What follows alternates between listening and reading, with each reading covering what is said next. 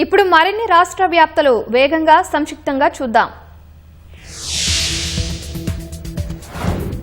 వేములవాడను అన్ని విధాలా అభివృద్ది చేస్తున్నట్లు ప్రభుత్వ విప్ ఆది శ్రీనివాస్ తెలిపారు. పట్టణ సుందరీకరణలో భాగంగా 2,65,00,000తో ఏర్పాటు చేసిన సెంట్రల్ లైటింగ్ ను ఆయన ప్రారంభించారు. సెంట్రల్ లైటింగ్ తో రాత్రి వేళల్లో భక్తులు, ప్రయాణికులకు మెరుగైన భద్రత లభిస్తుందన్నారు. పాలకుర్తి నియోజకవర్గ అభివృద్ది కోసం 2,000 కోట్ల నిధులతో పనులు జరుగుతున్నాయని ఎమ్మెల్యే యశస్విని రెడ్డి తెలిపారు. అర్హులైన పేదలకు ఇందిరమ్మ ఇండ్లు వస్తాయన్నారు. పలు అభివృద్ది కార్యక్రమాలకు యశస్విని శంకుస్థాపన చేశారు. 40 ఏళ్ల క్రితం తమ పాఠశాలకొచ్చిన ఐఏఎస్ అధికారిని స్ఫూర్తిగా తీసుకుని తాను ఐఏఎస్ సాధించానని రాష్ట్ర ప్రభుత్వ ప్రధాన కార్యదర్శి సంజయ్ జాజు తెలిపారు. రంగారెడ్డి జిల్లా మహేశ్వరం మండల కేంద్రంలోని మోడల్ స్కూల్ను సందర్శించారు. విద్యార్థులు ఏది అనుకుంటే అది సాధించవచ్చని ఉత్తేజం నింపారు.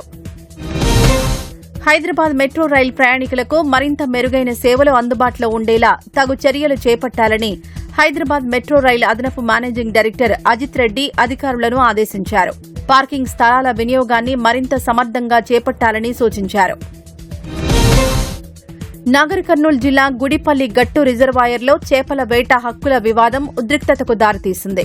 గుడిపల్లి, గౌడ్దేవిపల్లి, నర్సాయిపల్లి గ్రామాల మత్స్యకారుల మధ్య ఘర్షణ చోటు చేసుకోగా పలువురు గాయపడ్డారు.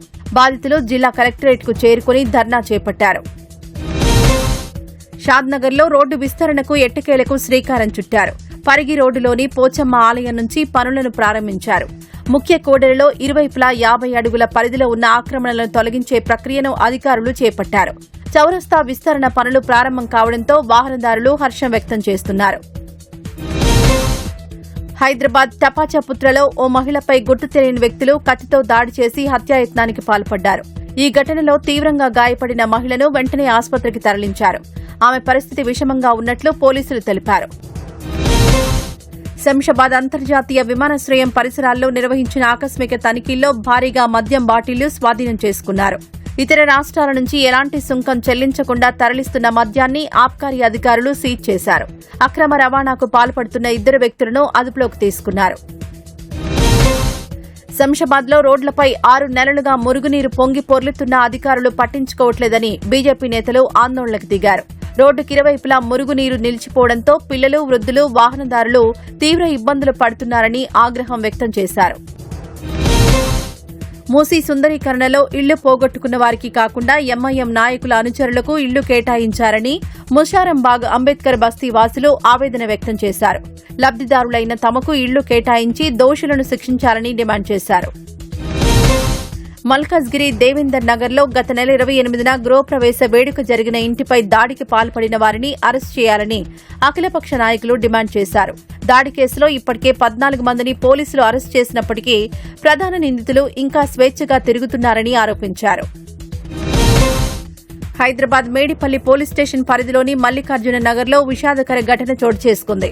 ఎలక్ట్రిక్ హీటర్ కారణంగా కరెంటు షాక్ గురై ఓ గృహిణి మృతి చెందింది. భువనగిరి హనుమాన్వాడకు చెందిన స్వాతి ప్రమాదవశాత్తు జారి కింద పడగా ఆమె చెయ్యి హీటర్ ఉన్న నీటి బకెట్లో పడ్డంతో తీవ్ర కరెంటు షాక్ గురై అక్కడికక్కడే మృతి చెందింది. వికారాబాద్ జిల్లా పరిగి, పూడూరు మండలాల్లో నకిలీ డీఏపీ ఎరువుల వ్యవహారం తీవ్ర కలకలం రేపుతోంది.